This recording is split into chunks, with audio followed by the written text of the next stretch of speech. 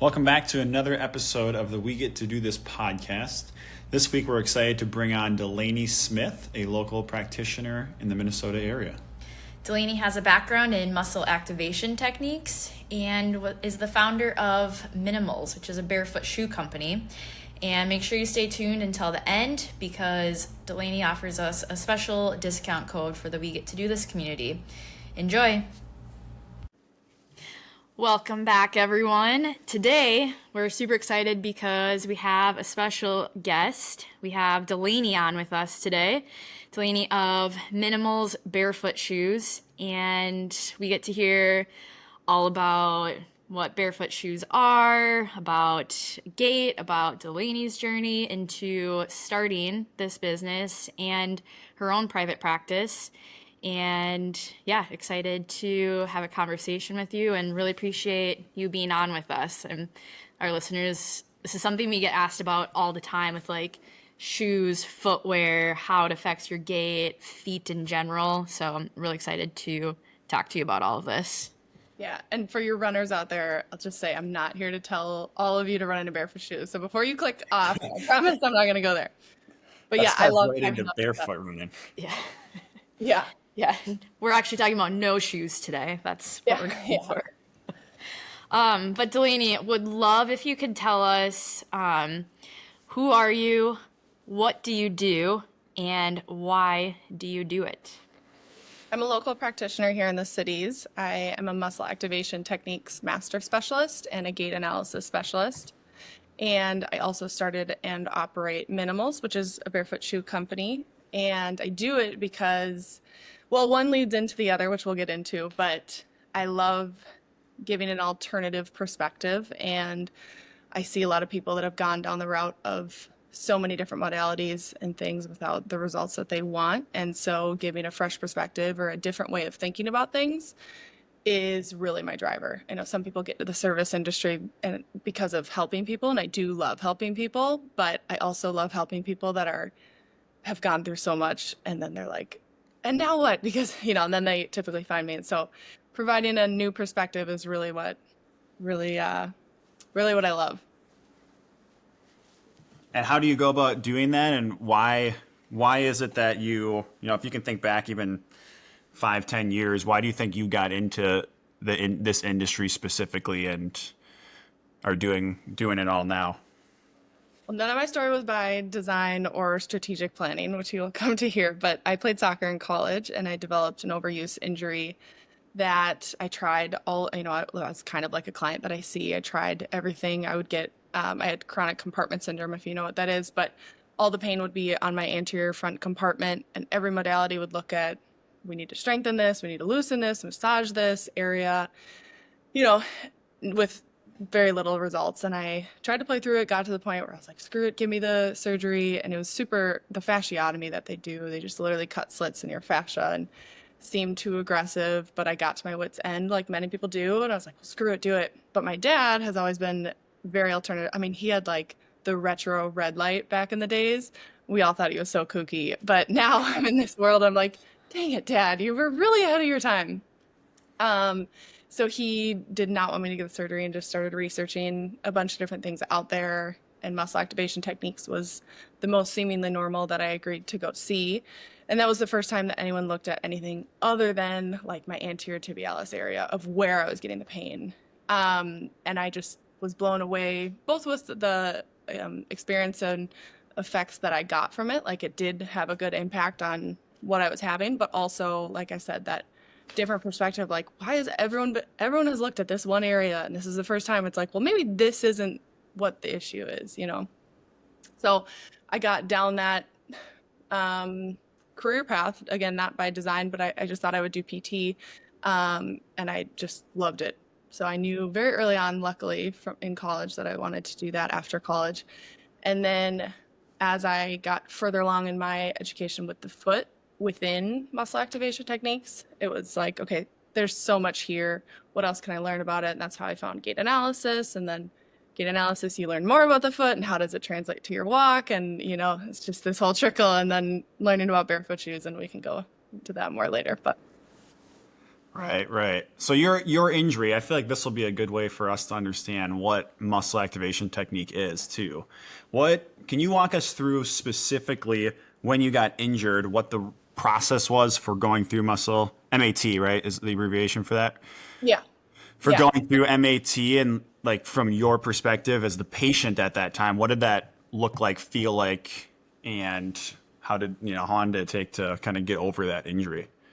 Yeah, I wish I could go back to those sessions and now knowing what I know now, relive it and be like, what did we do to a T? But essentially with MAT, I'm trying to find where has your neuromuscular connection become weaker over time. So when our system is overstressed, say we have 10 muscles that should help lift your leg. If three of these have become weaker because they've been overstressed or you've had a trauma or accident, whatever, your body is really good at just saying like, well, we have 7 over here that work really well still, so we'll just recruit a little bit more over there. We can and try to utilize these a little bit less across the whole body. And so if you're overloading certain areas, then that can become problemsome. I mean, it's essentially then a compensation game, but it's different that I'm not looking at strength, like gym type of strength. I'm looking at neuromuscular strength. So how well, because your muscle has to send information to your brain, and in response, your brain sends signals to contract it. And so that communication loop can just get weakened. Not like you can't use it at all, but just not as efficient or as strong as we would like it to be. So with me, I just remember always leaving the session feeling like I just did a max effort workout on my lower legs. And so where we ended up working, I think was a lot in my peroneals, so those outer lower leg muscles. I think I was overloading my anterior tibialis, which then would overload the anterior front compartment. And so that was just getting overworked as I was running with soccer and stuff.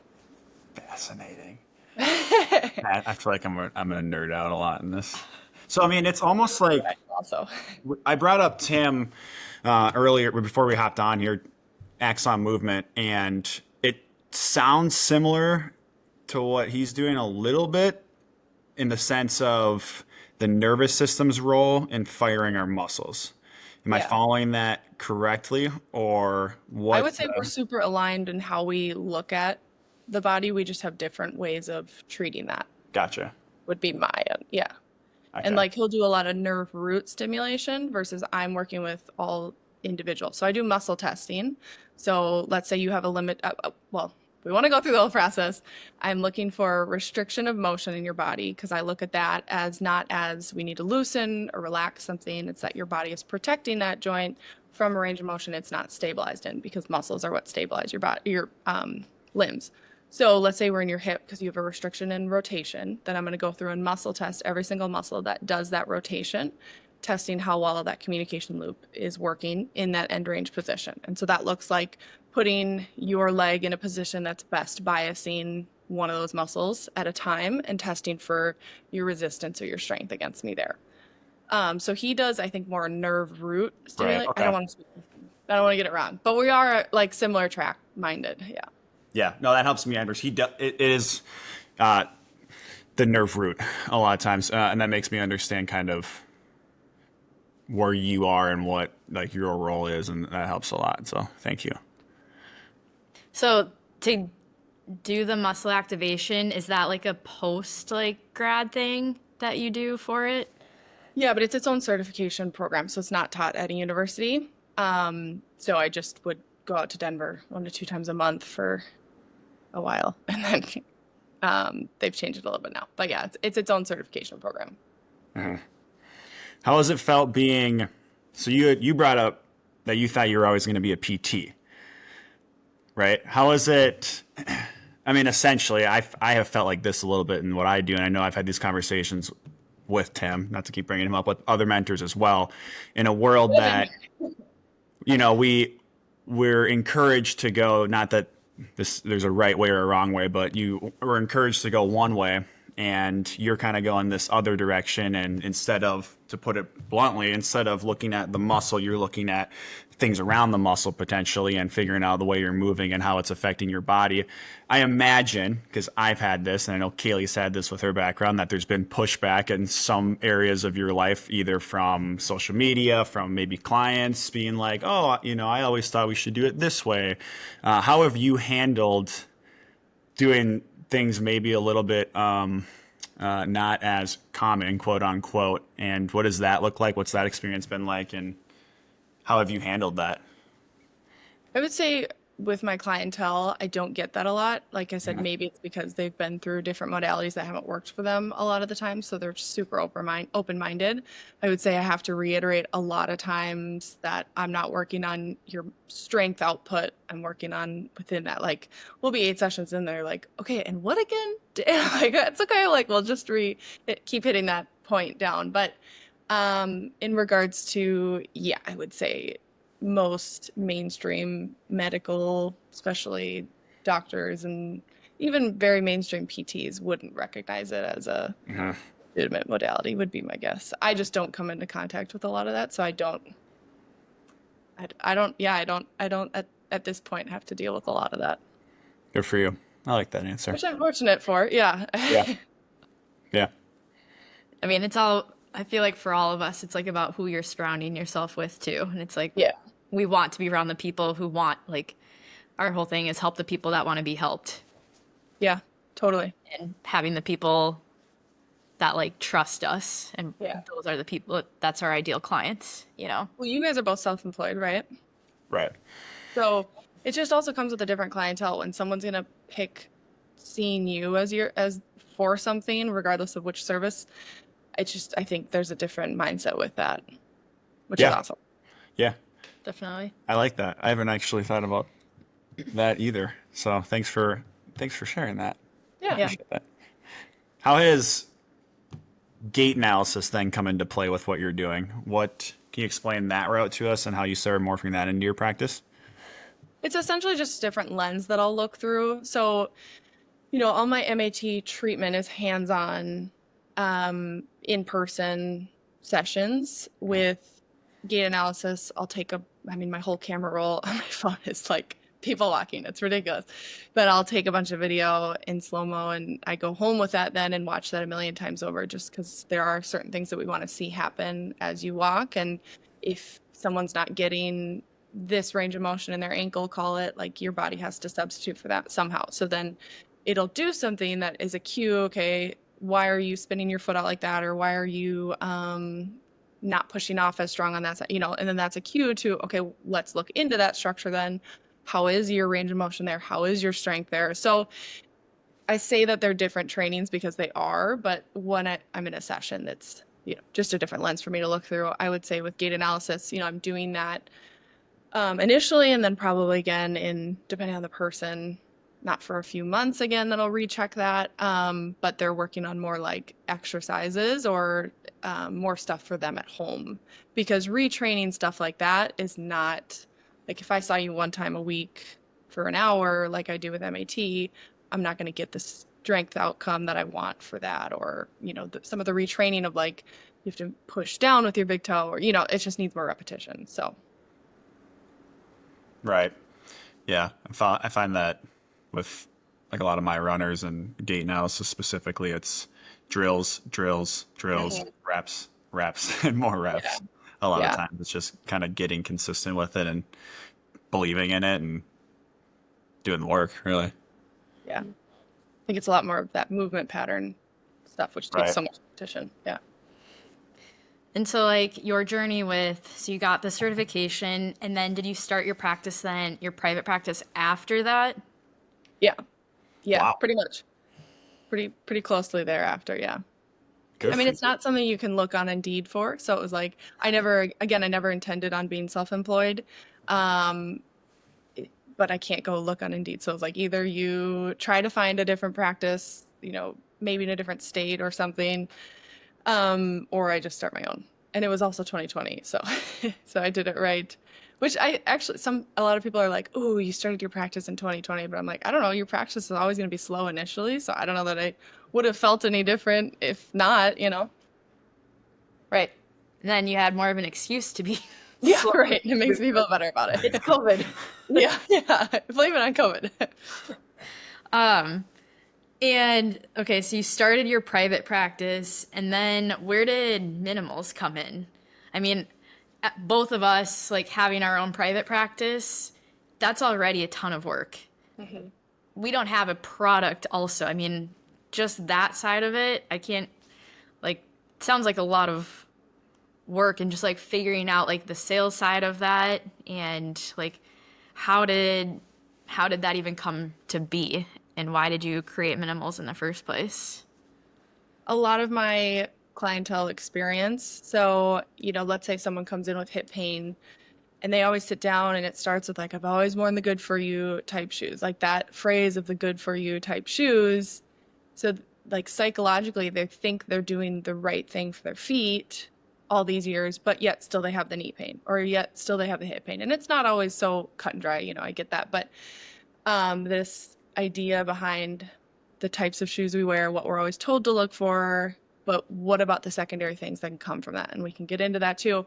I just feel really, really strongly that everyone needs to at least be told this information of like your foot has muscles that can be weak or strong. And if they're weak, here's what can happen across your whole body. Or, your knee is super dependent on your foot. So if you have weakness there, but there's never that conversation of here's these orthotics or here's this super supportive shoe, go wear this, is going to feel great initially, but what can that do over many years? And so I got into barefoot shoes from that type of, as I did more training and more learning, with knowledge about a structure comes so much more appreciation for it too. And so I learned about barefoot shoes through that rabbit hole and through that training, and then kind of all of it coming together. Like you learn more, so you see it more, you're treating more, you're having more conversations, and yet I feel like the way that barefoot shoes have been talked about has been too niche. And I'm not trying to tell you that I invented this super cutting edge technology of a product. Like I didn't. This thing is like as flimsy as can be, but it's the why behind it I feel so strongly about is what I'm trying to get to in a very long-winded way. So I have this text thread with my sisters where I was doing one of the just like reviewing over one of the courses online. And I was like, what if I started my own barefoot shoe company? Like I feel so passionate about this area, but it's not talked about enough. It's not talked about enough for a wider demographic of people. And that was like the planted seed that I did in my own brain. And then I just naively, not knowing what went into it, started to go into that. So it was not, again, it wasn't by strategic planning of like, and then I think I'll do this. It's just, I feel so strong. And people need to know this stuff. And they don't, most people don't. When did you start it? I had the idea of doing my own April of 2022. So I started shopping on factories like November of 2022, and then sampling takes forever. And then I actually launched Minimals November of 2023. So just about a year and a half ago. Congratulations. Thank you. What was the shopping around for factories experience like? Like, did you Google, how do I make a shoe? How did you do that? Yeah. I found an agent, and then I went to Mexico because I manufacture in Mexico, and just went around to a handful of different factory visits, and just you meet all the people, you walk around, you see the line. Wow. Again, it's not like I had prior knowledge of this, so I just based off of like, who would I feel good doing business with? Where would I feel comfortable being? What's like honestly, I would like, well, that's a way happier environment, so I'd rather go there. But yeah, it was very interesting. And like with any product, learning what goes into actually making the product that you hold is insane, and always takes so much more work and so many more hands and so many more steps than what you think. So that was cool. I feel like you have that like business entrepreneur mindset of like, okay, where are the gaps? Like first, because you're only one of two. What's your specialty again? MAT. Activation. Muscle activation specialist in Minnesota, correct? I think I'm one of two of the master specialists. If I would have to look at the directory. There's like total in Minnesota, probably 12 tops. But yeah, the only one on the west side. Not many of you at all. And then also seeing like, okay, like clearly there's still, like you said, something that my like patients are missing, or they're still having this pain and stuff. So why not make what my patients need? Where do you feel like you got that from? Like, do you come from a family of that? Are your friends all like in the business world? Like, like, I know you said this wasn't exactly your chosen path, but like clearly you're making it work and have that mindset. Like, where did that come from? It's really interesting because I would have never guessed that about like most, you'll hear founder stories. They're like, I always had lemonade stands. Like that was not me. And I am a super extrinsically motivated person. And that's also not common with, so I don't know. I would say, I mean, my dad was self-employed. My sister owns a company. But even with that, like they'd had that before I got into this, and I would have never pegged myself for that. So, I mean, I think I was more comfortable with it because of them. But then also, I think like I've never had a salary. Like that comes with a certain amount of being uncomfortable and not knowing. Like it's just a lot of uncertainty, especially with the clientele. It's like you can have an awesome month and you have a terrible month. And so I think that has done me favors because it's just that uncertainty and you have to be comfortable in that. We feel that Yeah. I know. a lot. Yeah. But I mean, there's something my dad once told me. We're huge runners, obviously, and my dad once told me that my brothers and I are all runners too. And he was like, I think you all got into running specifically because for whatever reason, you really like being in charge of the outcome of your life, good or bad. And then I'm finding that also is somewhat true in the entrepreneur world too now of like good month or bad month. Obviously there's different factors, right? But Yeah. when you have your own private practice, it's kind of like if you don't work, you're not going to then have any return on work, Yeah. right? So it's like Yeah. this constant balance really of figuring out how much to work, when to work, things like that. So, Like an instantaneous feedback loop though. Like I oh work, yeah. I get paid. I don't work, I don't get paid. Yeah, and it's cool for you now to have, because we talk a lot about, dollars for hours. And so your private practice is very much then the dollars for hours. Do you feel like, I guess, like looking at long term, do you really like having kind of both of these babies right now? Like having more of like the product side with the shoes and your private practice? Like, is the goal to kind of continue to grow minimals and do less in your private practice? Like, what do you think that looks like down the road? I would say I always want to be practicing at least a small amount just because I love it and the human connection and the one-on-one, like I love that. I don't know what that would look like. Say it's at the bare minimum like two mornings a week. Um, but in regards like because I've been in practice for like 5 going on 6 years now, and so at this point, I a lot of my outside time is allotted to minimals, and like when I'm in the office, like I'm with my client, and like that's all I'm thinking about. But outside of there I mean, minimals is more time demanding at this point. Do you see it getting into other businesses being able to go into shoe stores and get a minimal shoe, go maybe nationwide, things like that? Are those on your mind? Yeah, I mean, for sure. I don't know. The retail is a whole different.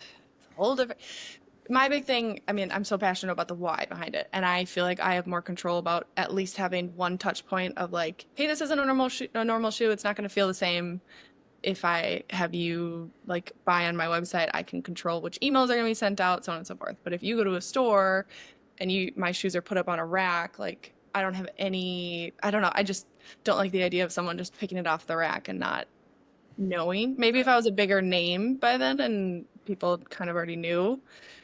But I don't know. Also, retail comes with a lot of other things because you give a huge chunk away, and it's like a huge pain point right now is whenever you put an order in, you have to front the money and then, recoup. And it's like all those months are like a stab in the heart. 'Cause you're like, oh my gosh, what am I going to do?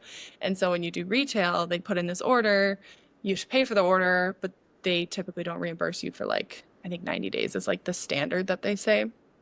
So I'm open to boutiques right now. but hesitant on big chain in the future. So do you have all the supply like in your possession? Yeah. So okay.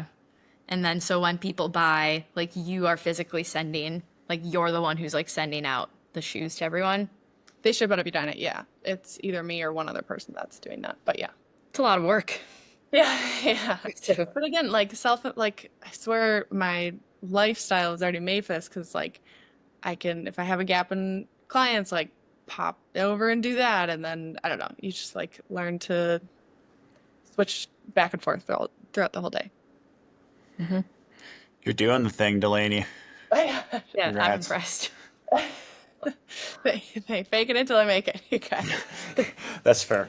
That's all it was. Let's talk about the actual shoe and feet more.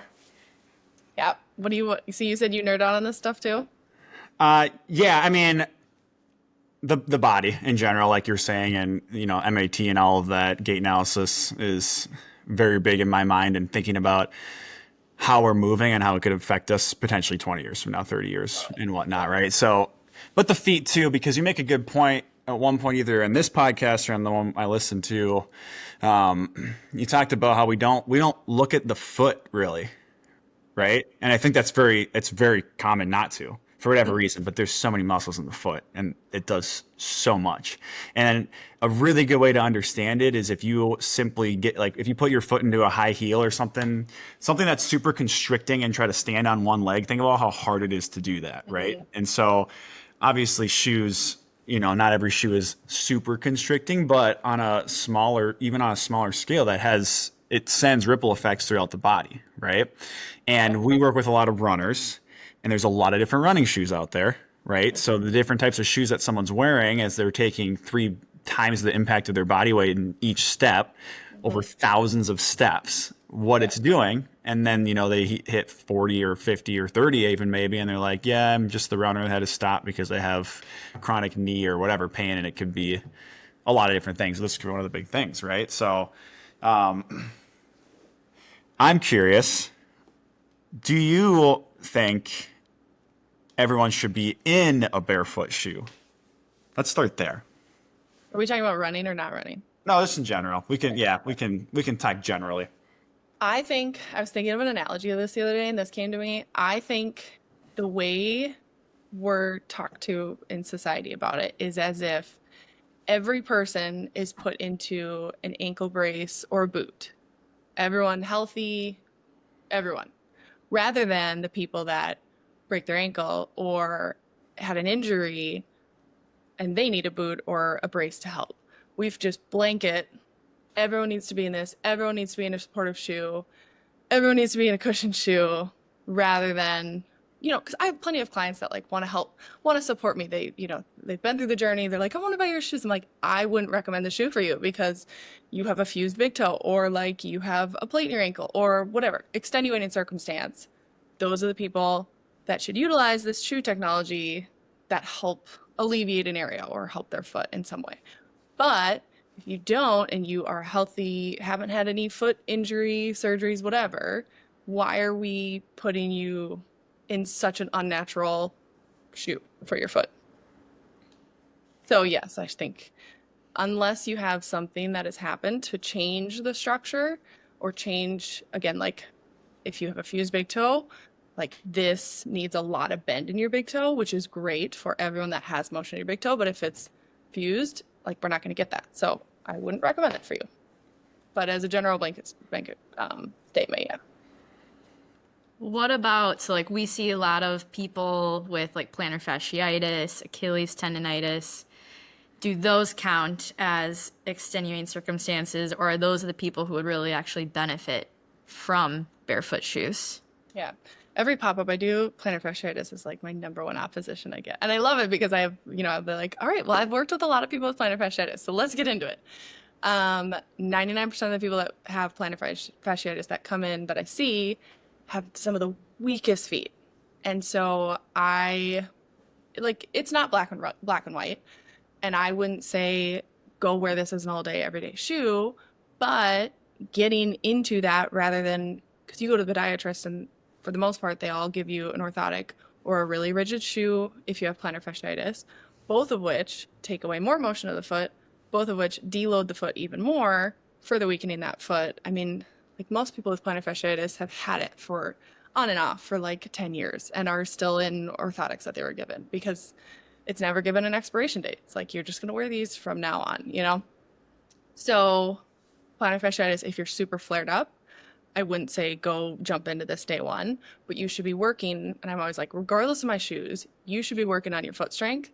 So if you can tolerate little by little, these are going to work on your foot strength. You know, it's going to load your foot more to do that. So,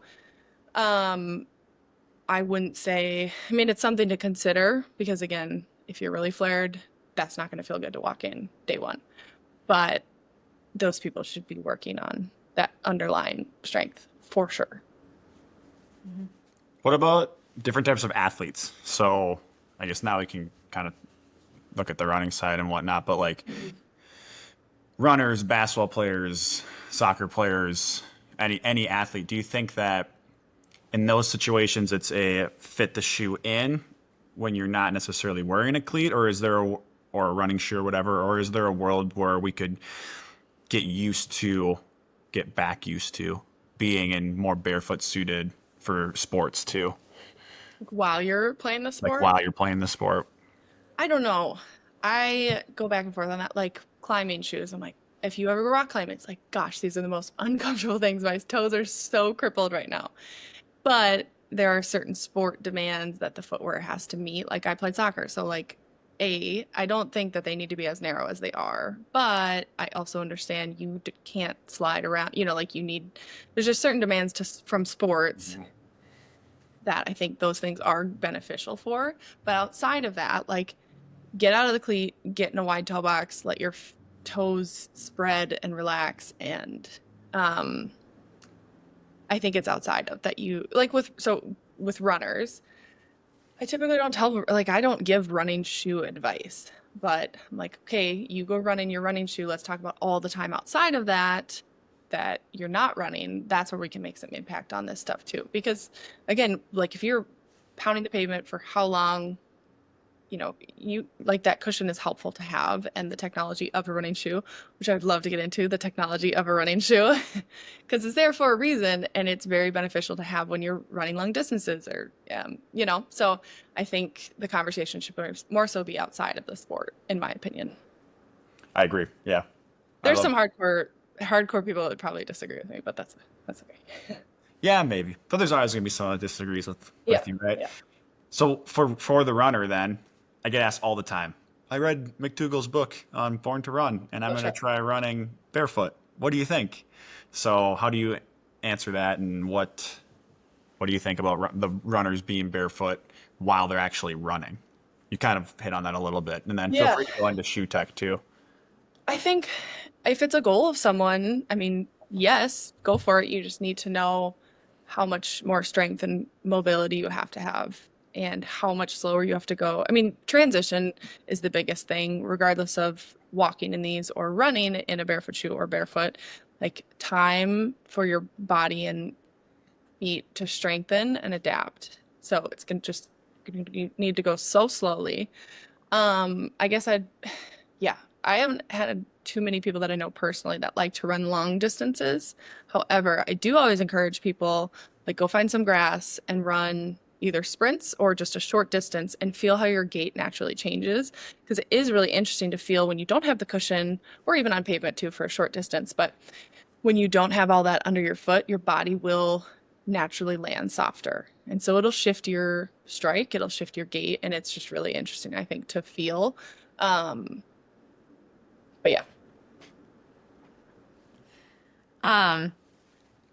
A little aside from running too, I was just thinking about so I'm also a nurse, have worked on my feet for long periods of time, and we work with a lot of nurses too, and people who are standing for 12 hours a day. Does that change when you would recommend wearing these? Again, say they don't have these accentuating circumstances, no fused toes, things like that. Would that be something because I feel like a lot of people come after their shift and have all of this pain, especially plantar fasciitis, knee pain. do barefoot shoes, like, is that something that would help that pain potentially down, like, in the long run? Yeah. I wouldn't say go work a 12-hour shift day one with these. It's a tolerance thing. So I think a lot of times, that's a really common one, like nurses and teachers or like warehouse or whatever, when you're going to be on your feet for an 8 to 12-hour shift. It's like that is a long time for your foot to be supporting your body. And so I would look at what's your tolerance and what's your strength level at that it's not able to handle 12 hours, and that's why your feet hurt after. I have plenty of nurses. Again, I'm not trying to tell nurses out there to go day one and wear these for your shift, because again, you have to build up to it. And that's where I think, going back to the Born to Run, like that whole boom era when people did that, and then people were irritated with it because some people got injured and whatever. It's like people just jump in way too quickly. It's like you're making a pretty drastic change to how your foot has moved, and therefore how your whole body has moved. And so you can't expect that to happen overnight. I have plenty of nurses that do wear my shoes that I'll get feedback from, and they're like, I love these now. Like, I can't believe I was always so nervous, but they've worked up to that. So I would go back to even your clients or patients now that, why are their feet hurting so bad after 12 hours? What's their foot strength like? Are they just not able to handle that load? Makes sense. Can you explain, like, for the people that don't know barefoot shoes, and just like explain like about your shoes? And we've talked about wide toe box, things like that, but for the people who haven't ever worn a barefoot shoe, and kind of show us like what your shoes actually are. Yeah, so what makes a shoe classified as a barefoot shoe is that it's going to be flat from the heel to the toe. So a lot of shoes will have it's called a heel to toe drop, but a thicker heel than the toe. It's going to have a wide toe box. Sorry, these are my dirty shoes. So wide toe box, so that your big toe especially is my biggest number one, but that it can sit in that straight alignment. But then also that your toes have room rather than being tapered.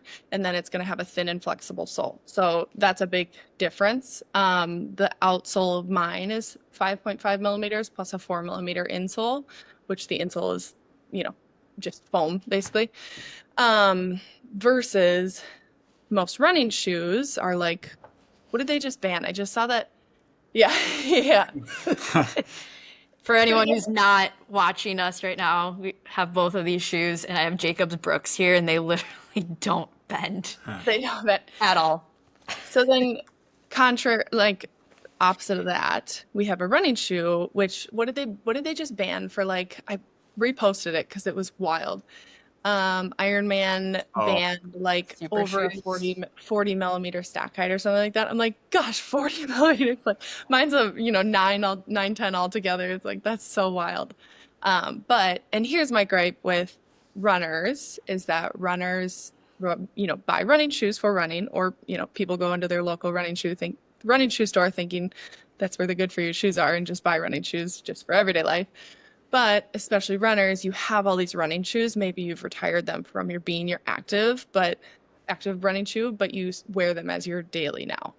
And so, like you just showed, a lot of running shoes do not bend much. Again, for a reason, for a benefit when you're running, but when you're walking, we want those joints to move. Same thing, like the amount of cushion underneath them. Beneficial for running. Why are you wearing them all day long? Would be my question. Mm-hmm. But I think runners get in that mindset of like, I've got all these running shoes. They're still in great condition. I just can't, I've worn out of them for running, so I'll just wear them as my daily wear. I think it's a really, really common thing. I need to grab another running shoe because I want to show something. Yeah. Well, he gets that. Do you look at because I feel like there's been stuff coming out about like kids now and like toddlers and, going through adolescence into teenage years. Like, I feel like how much impact do you think that's having, as we talk about in the long term? Because I feel like all of like the little kid shoes who used to run around barefoot are now like squeezed into these tiny shoes. And is that something that is super important and like that we also should be looking at? Yeah, super important. I mean, that's where it starts, right? Like the little Converse and the little Nikes are so cute on the kids, but it's like kids just want to be barefoot and they should be barefoot. I mean, a kid's foot isn't fully developed until like 10 years old. If you look at an x-ray image, it's actually really interesting. And so they need time for their foot to get as much sensation and as much feedback to then strengthen and build all that musculature is super, super important. So don't shove your kids in those shoes. No heels for your Yeah, girl. but I mean, the heels are the extreme, but like you look at some of the I mean, just like those Brooks, it's like a lot of Nikes have that same heel to toe drop difference, and then the tapered toe box too. And it's like that's what most like you go to the store and like that's what most kids' shoes are. Yeah, and like you said, that's when you're forming. So I mean, if your feet are getting formed in this tiny box, I mean, not that things can't change later on, but I just imagine it's just that much harder to be able to get back to being able to sprawl your toes and have that foot strength. Like if that's how you started out your younger years. I've got a handful of clients that maybe are like 40 and above at this point, and they were put in orthotics at like 5. I'm like, Wow. 5 years old, you were put and have worn orthotics since. It's like that is so wild. 5 years old, your foot's not even finished developing, and it's put in orthotic. Wild. Wow. All right, let's see it. Well, so this morning I ran in a different Brooks, and Big Brooks guy. actually not. That's why it's funny. I'm actually not. Ironically enough, so I worked at a shoe store, and what had happened is we get seed shoes from the reps, right, all the time. So I had a ton of shoes that were just coming to me, and I was very lucky to get all these free shoes. Yeah. And I actually, like, I don't not like Brooks, but a lot of my Brooks ones I didn't wear as much because they don't work great for my feet. But now I have a lot of Brooks left over, and I've been giving them a little bit of a second chance. Anyway, that doesn't matter right now. But so this one's actually a little more bendable. But this morning I noticed that it's hard to tell on camera, but the midfoot section of this is like, I don't know, 2 inches. Maybe, I don't know, maybe a little longer. And when I put my foot into it, my arch like wasn't even like, it was like pooling over the side of the shoe. And I was reminded that like a lot of speedier shoes are like that. And these types of things per shoe, it's crazy how different every running shoe is, and how, this one's more flexible, quote unquote, maybe. Yeah. But then you have the arch situation going on, right? And I have other shoes that sit this far off the ground, right? And they're all kind of, I don't know, different and serve different purposes. But that one too, like that looks like a normal shoe that you would see people running to the grocery store in, you know. But it's like then you look at what's in it, and you're like, that's a lot going on in a seeming normal, but it's just people wear that all. Do you know why they do that with the arch? I don't with the running shoe. I don't know. I think that shoe specifically is meant for more narrow feet. Maybe that's what I've come. That was my hypothesis. Yeah.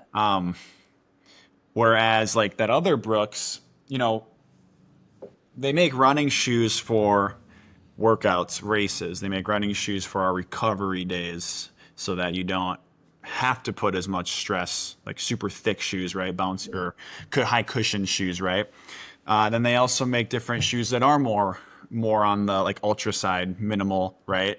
So that you can feel the earth more when you're running. Like there's so many different types and logics and different rationale behind all of the running shoes. It's just, it's tough. It's, in my opinion, from the consumer side of things, it's very tough to go into a running store and be like, whoa, what do I even do? You know? And so kind of going back to what you were saying, I think with running specifically, what I tell runners all the time, especially since I see a lot of them in the strength area, they'll come in wearing their running shoes in the gym. And one of the first things I do is get them out of running shoes when they're not running. That's kind of like my biggest thing. Yeah. Is whenever you aren't running, be in something more minimal, right? Before we go off of running shoes, though, do you have an opinion on carbon plates? Do you know much about that side of the running shoe industry? I think for the everyday runner, I'd ask why. I mean, if you're pushing it in like competition performance, I mean, there's, the science behind it shows that you're going to shave off. I can't remember what the trial showed of how many seconds the people shaved off, but it is aggressive, I would Yeah. say. Yeah, I don't see why the everyday runner, and yeah, I'd love to hear your perspective too, but I agree. um, Yeah. From the runner side of things, they are very fun to run in. hmm, They're very fun to run in. okay. Trying to think of a good analogy. I mean, it's like you're on a trampoline. It feels like you're cheating almost when Yeah. you put those shoes on. And it's roughly 4% is what I've read and seen of your time increasing. And it's one Mhm. of those things where at first I was skeptical of it. And then I put a pair of carbon plated shoes on. And now they have nylon plated shoes, which in my understanding is just a different type of what chemical, whatever. Yeah. But yeah, you put them on and it's like, wow, this is different. I think that I've grappled with this though, because the shoe itself, the way I kind of imagine and understand it is that you have cushion, you have a plate, and you have more cushion depending on the shoe. Some Yeah. shoes, the plate is not the full length of the shoe. But assuming that we're talking about a shoe in which the plate is the full length, the way I kind of think about that is almost like you're hitting the ground, cushion, and then ground again. So it's almost like increasing the force, right? And so it would be like harder to be in your natural gait pattern, right? Yeah. You could also argue that for any shoe, though. That's a Yeah. lot of these running shoes, anyways, right? But then the other side of it is that, and I have, after running in these shoes for many years now, for races and workouts. I wear them for races and then usually once a week for workouts. That's it. Well, of all my runs.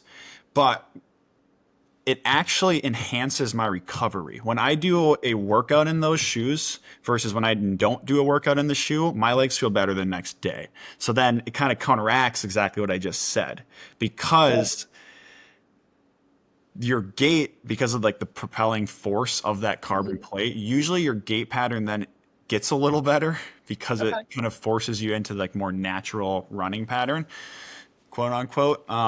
But then because the cushion is so high in these shoes, you mix that with the plate. Again, this is like counteracts what my brain originally thought and still thinks sometimes, but you're putting, it feels like, less force through your body with every step. And so then Hmm. the recovery goes up. So I don't have a great opinion on it. That's my long-winded answer for all of that. I don't have a great opinion on it. I go back and forth a lot on it. So I mean, it's like carbon plates, the extreme, but extreme there.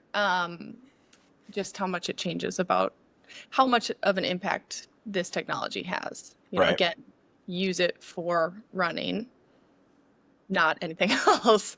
right. Um, when you say your workouts, you're talking about running, Yeah. right? Yep. Okay. Yep. Yep. Gotcha. Yeah. Yeah. Whenever we do speed workouts, I'll wear it. Gotcha. Um, Yeah. I had one client that was given a carbon fiber because she had a totally rigid big toe. And so, it just pushes you rather than having to bend and then push off in the gait, in walking gait, sorry. She had a carbon plate in her shoe that would just kind of propel you past that. right.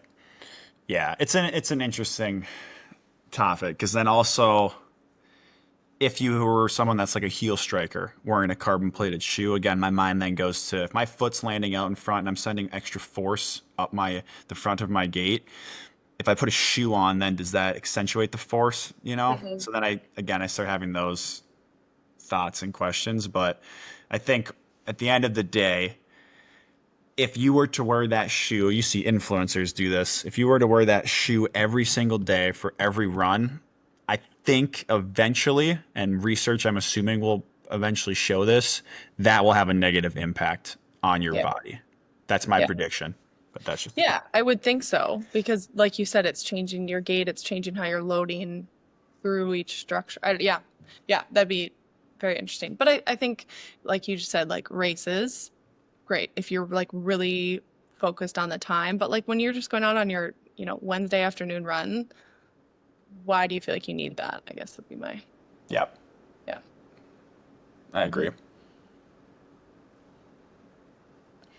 Delaney, do you have any further thoughts that we did not ask, or that anything that you want people to remember about barefoot shoes, all the things we've talked about?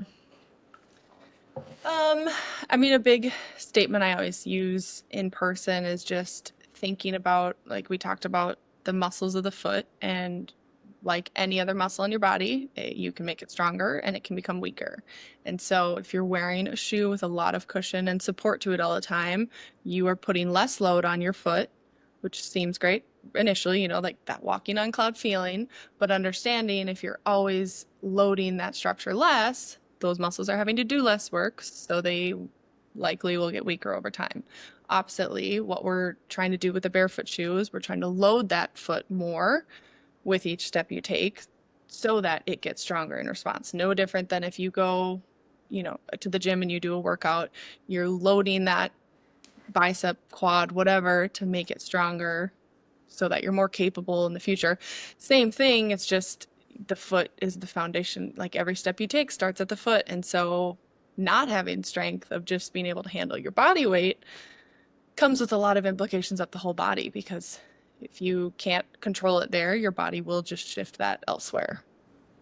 And I think even from, we talk about the nervous system a lot, and, grounding has been getting a lot of talk lately too. And just even just like feeling more grounded with the earth and not feeling like you have like inches between you and the ground. I feel like even just from a nervous system aspect, like just it feels good when your feet are planted on the ground and when you can make more of that contact. I mean, if you want to go into this too, I think balance is a super interesting topic, because the traditional way, A, the traditional balance test, and then B, the traditional way to work on your balance is to go stand on foam and practice standing on one leg. And it's like we have 200,000 nerve endings in the bottom of our feet that are meant to feel things and send information to your brain. And the more your brain gets, the better it can dictate and alter your movement. And so balance, like those nerve endings get very little stimulation when you're on foam in a shoe or, a foam block working on your balance. And I think that's such a huge thing too, like being able to stabilize and feel and engage through your foot so that you're like planted on like feeling things beneath you, and planting on a firm structure is huge. Well, when we do strength training, like both of us are in barefoot shoes too. And I think that's a big part of the balance too, is like if you're in high shoes and you're trying to do lunges or squats or Bulgarian split squats, I mean, you can feel your foot just being off balance versus like having your foot have to like use all of the strength and having all those nerve endings make contact with the ground. I feel like then helps you with running, your gait, walking, all of that. Yeah, I just think there's so much power in information and knowledge. And like I say this to clients all the time, I'm like, okay, when you set up to do the lunge that hurts your knee sometimes, like what do you feel at the foot? Is all your contact and pressure and weight over here? Okay, well maybe you need to stabilize more on the inside of your foot or vice versa or whatever, but just like you can't feel that if you're in a huge piece of foam. Yeah. That's that. Thanks for sharing. Okay, at the end of all of our podcasts, I feel like my head's swimming with a lot of information right now, so thank you for sharing everything. But we always ask our guests, what is your we get to do this moment? And that can be from today, from the last week, from your entire life. But what's one moment where you've been like, wow, like I get to do this? I don't know if I can put it as one, but things like that, like when I get to be the messenger of this stuff to people that have never heard this before. Like this weekend I did a pop-up and it was, I always have a conversation like that of just like, there are muscles in your foot. Those muscles should be strong. Here's what, like watching that aha moment for people is like the best thing ever. And I'm like, wow, I feel so fortunate that however many years ago I got started on this path. Again, I never intended to be here, but like that I get to be the one to tell you this, and that whether you buy my shoes or not, like you might think differently now about the foot or about how you move or whatever. I just love being able to talk to people about it and shed some light on that. Thanks for talking to us about it too. Absolutely. And everyone listening. I feel like we're all going to come away with a lot. And so now that people have heard your whole talk and how do people now go buy your shoes? How do they follow you? How can people work with you? What's the best way to go about that? Minimals.com is where I sell shoes. So MINNEMALS. And my practice is Minnesota Muscle Activation. Both of those. So it's at Minimals for any socials, and then at MN Muscle Activation for that as well. But you can also link like info@minimals.com. Like I will see that. So if you have any questions from this, clearly I like talking about it. So I'm more than happy to answer any questions. I tend to blur that line of practitioner and shoe seller quite a bit. So I'm happy to answer any questions that any of your listeners have. And we'll link all of your socials and everything too in show notes. So listeners, feel free to look up those show notes. And did you say that there's a code that people can use? We get to do this just as you guys have it up here, at how it's spelled up here. We'll get you 10% off. Woo! Wow. Look at that. All right, listeners. So 10% off with the name of our podcast. We get to do this. So thank you for doing that. We Absolutely really appreciate it. And yeah, I think people are going to be very excited about this. So thank you so much for being on here. We really appreciate you. And thanks for all of the work that you're doing. You're making a huge difference today and for people's futures. So thank you for what you do. Thank you. I appreciate it. Wow, Kaylee, we made it through another episode. What do you think? We would love if you would go give us a follow, a 5-star review, and comment on the episode and what you liked and what you'd like to see more of. See you next time. We get to do this.